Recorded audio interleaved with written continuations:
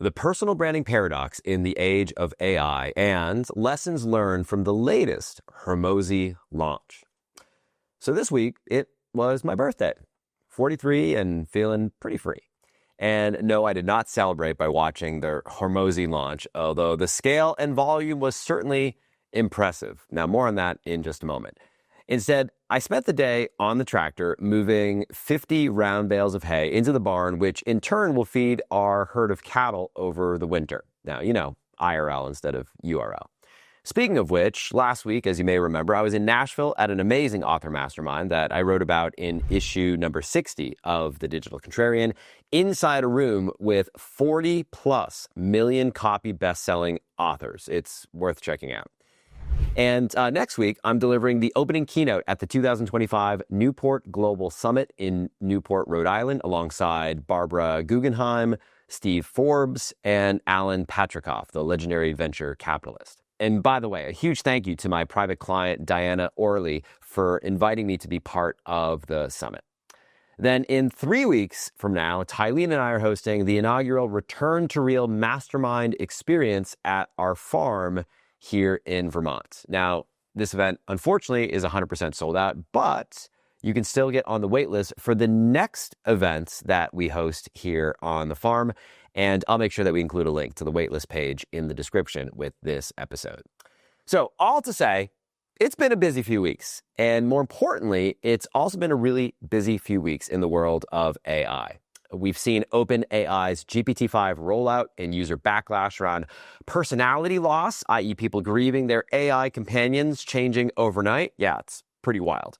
Google Gemini adding memory to personalized conversations even more. And states in the United States, like Michigan, for example, tightening deepfake laws by criminalizing the use of deepfake AI in certain circumstances. Now, the headlines would suggest that on one hand, we want AI with a personality that feels more human. But then on the other hand, we want to be protected from deepfake technology that feels too human. Now, I'm not sure that we can have it both ways. But I find this to be a fascinating parallel to the focus of this week's episode of The Digital Contrarian, which is the personal branding AI paradox. As we explored back in issue number 25, it's never been easier to get into the game, but it's never been harder to stand out. And I think the Hormozi launch this past week is a perfect example of this because it demonstrates what I describe as the personal brand power law. Now, the personal brand power law means that in any crowded space, only a tiny handful of voices capture the vast majority of attention while everyone else fights over the scraps. Now, it makes sense, right? Which is why it's never been more important to build your personal brand so that you can get a piece of the action and you're not left with nothing. Now, naturally, most people to do this are leveraging AI at this very moment. But when it comes to using AI to help build and grow and expand your personal brand, the great AI paradox is this. The more AI that you inject into your personal brand to scale your reach, the less personal it becomes. And paradoxically, the harder it becomes to stand out. In other words, scaling your output with AI tends to flatten your voice and pushes you toward looking, sounding, and tasting the same as everyone else. Now, on one hand, your personal brand is less about what you say and more about what other people say about you when you are not in the room. But on the other hand, if what you say gets completely ignored because it's lost in the sea of sameness online, well, nobody's going to be talking about you and your brand in the first place. So the question, naturally, is what's the solution? Well, this takes us to part 2, a personal brand playbook in the age of AI. 3 quick moves. One of the shifts that my forthcoming book, Return to Real, advocates for is shift number 3. The best things in life don't scale. Fewer, deeper, less. Now, this is a strategy to not only stand out in the sea of sameness, but to also give yourself a strategic advantage in the AI era. And while we began exploring this shift in issue number 56, Storytelling, the most scalable post-AI business skill, What we haven't explored in detail are some of the tactical moves that you can begin immediately implementing in your business to start making this shift starting as early as this week, beginning with move number 1, which is an example of fewer. And this is produce one weekly piece of what I describe as source of truth content that comes straight from your brain and straight from your heart. Now, we explored this in issue number 55, my contrarian YouTube strategy. This idea is all about publishing fewer pieces of real, unsanitized source of truth content yourself directly from your mind and collapsing the gaps between that content exiting your body in the form of writing and speaking, etc., and entering into your prospect's brain. This can look like publishing one piece of content weekly. My weekly email newsletter is an example of this, in lieu of dozens of pieces of AI-assisted content in the same time frame. This takes us to move number 2, which is an example of deeper. Show your struggle, show your work, to show that you're the real deal. Explored in issue 35, Why the Struggle is the Solution, this is all about letting people see the messy, behind-the-scenes reality of your life, not just the highlight reel, but the real reel, as I've previously described it. Because when you share more deeply your failures and the unvarnished process, it builds trust, because this is hard to fake.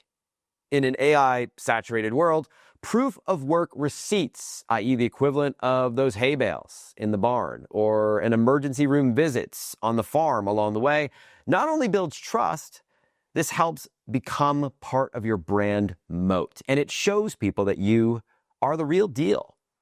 And this takes us to move number 3, an example of less. Small rooms plus strategic absence will give you more reach than trying to go big and be everywhere.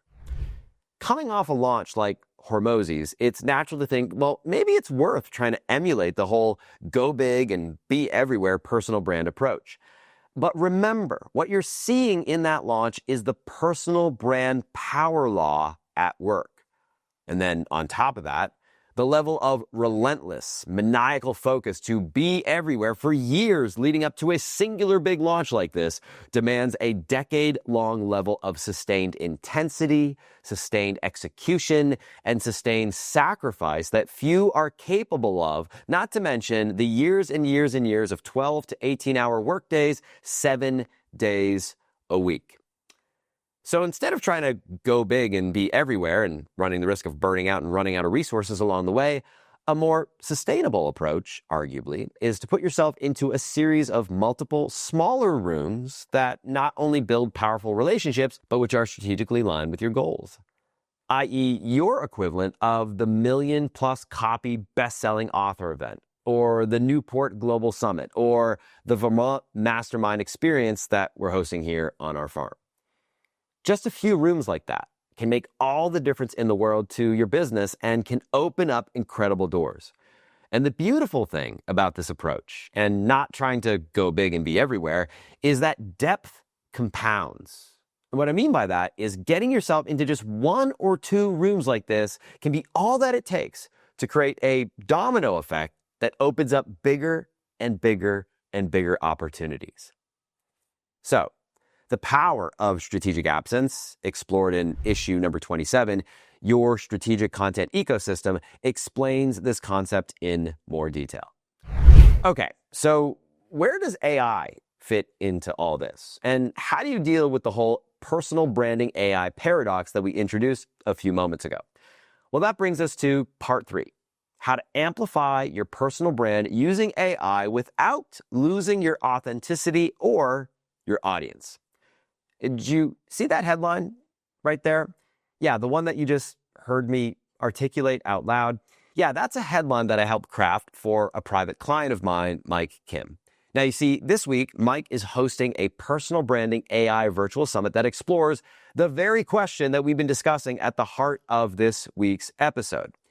And by the way, I highly, highly recommend registering for the summit if you're not too late. It's 100% free, and you can pick which sessions that you want to attend. In fact, as I told Mike earlier this week, there are at least 3 sessions in this summit that I immediately myself identified as can't miss, and that I've already marked off in my calendar, in addition to the session I'm leading, of course, to kick off the entire summit. By the way, we'll make sure to include a link with this week's episode to register for the summit if you are interested. Okay, I'm going to leave you with that for now. Now, I know there's much, much more to be said on this topic, but it's getting late here, and I got to wrap. So let's do this. Let's pick up the conversation in my virtual session with Mike on the Personal Branding AI Summit for those of you who are interested in going deeper. And for everyone else, in the meantime, I want to wish you a great rest of your week. Remember to hug the ones that you love. And until next week, I wish you all my best. Take care, and we'll talk soon.